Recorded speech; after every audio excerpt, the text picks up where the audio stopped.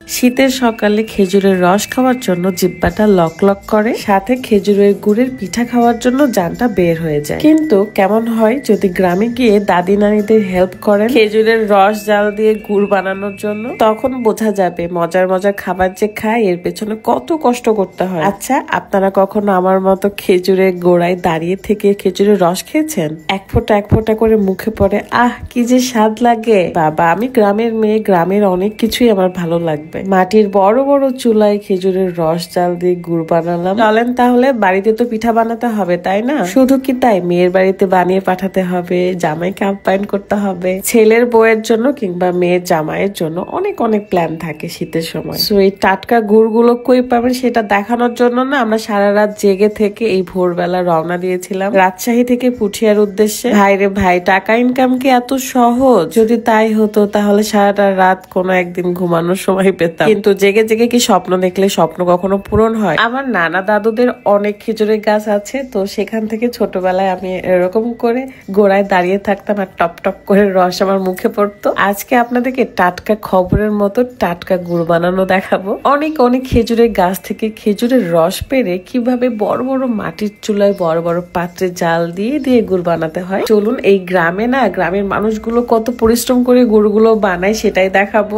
গুড়ের দাম সচরাচর সবসময় বেশি হয়, কিন্তু আপনারা যদি কাছে থেকে দেখেন না যে গুড় কিভাবে বানায়, কত কষ্ট করতে হয় এটার পেছনে। ঘুরে ফিরে লাভ তো করে বাজারের ওই পাইকারি দোকানদার গুলো, আসল মানুষগুলো কিন্তু পারিশ্রমিক পায় না বেশি একটা, যদিও বা তারা যে পারিশ্রমিকটা পায় সেটা পেয়ে তারা ভীষণ খুশি থাকে। তো আমরা প্রত্যন্ত গ্রামে চলে এসেছিলাম এবং এখানে এসেই কিন্তু খেজুরের রস সাথে মুড়ি খেয়েছি। বড় বড় মাটির চুলায় এত বড় বড় পাত্রে সব খেজুরের রসগুলো ছেঁকে ছেঁকে ঢালা হয়, তারপরে অনেকক্ষণ জাল দিতে হয়।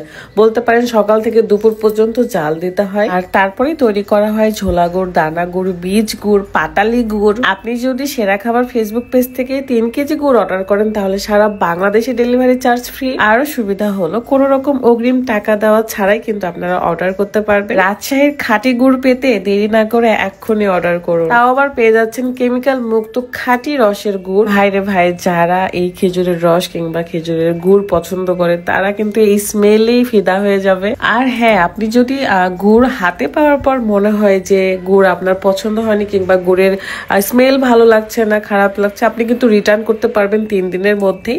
এই সুবিধাটাও কিন্তু রয়েছে। শ্বশুর বাড়িতে পিঠা বানাতে হবে, বাপের বাড়িতে পিঠা বানাতে হবে, সবকিছু ভেবে চিন্তে আমি না ঘুমিয়ে খুব আনন্দের সাথে কিন্তু গুড় নিতে চলে আসছি। সাথে আমার দেখাও হয়ে গেল কিভাবে গুড় বানাতে হয়। তো অনেক কষ্ট, আপনারা গুড়ের দাম দেওয়ার সময় মোটেও কিন্তু পিছপা হবেন না। এই যে সেরা খাবারের ওনার কিন্তু এখানে দাঁড়িয়ে আছে, আমাদের কিন্তু ভীষণ পরিচিত একজন মানুষ। তিনি কিন্তু কয়েকটা গ্রাম মিলে এই খেজুরের গুড়ের বিজনেসটা করেন। গ্রামের মানুষগুলো কিন্তু বেশ সহজ সরল হয়, তারা কিন্তু কেমিক্যাল বলতে অন্তত কিছু বোঝে না, তারা কেমিক্যাল মুক্তই সবকিছু তৈরি করে। তো তাদের পাশে থেকে সাথে থেকে আমার এই গুড় বানানো দেখতে ভীষণই ভালো লাগছিল। আমিও একটু করে হেল্প করছিলাম। সব গ্রাম ঘুরে ঘুরে দেখা তো সম্ভব না, তবে যে গ্রামে এসেছিলাম সেখানকার প্রত্যেকটা বাড়িতেই কিন্তু গুড় বানানো হচ্ছিল এবং আমরা ঘুরে ঘুরে দেখছি কোথায় কি গুড় বানানো হচ্ছে। এখন বানানো হচ্ছে বীজ গুড়, তারপরে পাটালি গুড়ও বানাবে। সবকিছু মিলিয়ে আজকে দিনটা ভীষণই ভালো ছিল। তবে আপনারা যদি খেজুরের খাঁটি গুড় পেতে চান, আপনারা দেরি না করে সেরা খাবার ফেসবুক পেজ থেকে এই গুড়গুলো অর্ডার করতে পারেন। যার যেটা পছন্দ সেটাই কিন্তু অর্ডার করতে পারবেন। আমি এখান থেকে সব আইটেমেরই গুড় নিয়ে গিয়েছি, আর সেটা যদি হয় রাজশাহীর খাঁটি গুড় তাহলে দেরি কেন করবেন, এখনই অর্ডার করুন। এসেছিলাম সেই ভোরবেলা, যাচ্ছি দুপুরবেলা। তো আমাদের গাড়ির পেছনে এই গরুগুলো নিয়ে নিয়েছি, এখন চলে যাবার পালা। দেখা হয়ে যাবে নেক্সট ভিডিওতে। ভালো থাকবেন, আল্লাহ হাফেজ, আসসালামু আলাইকুম।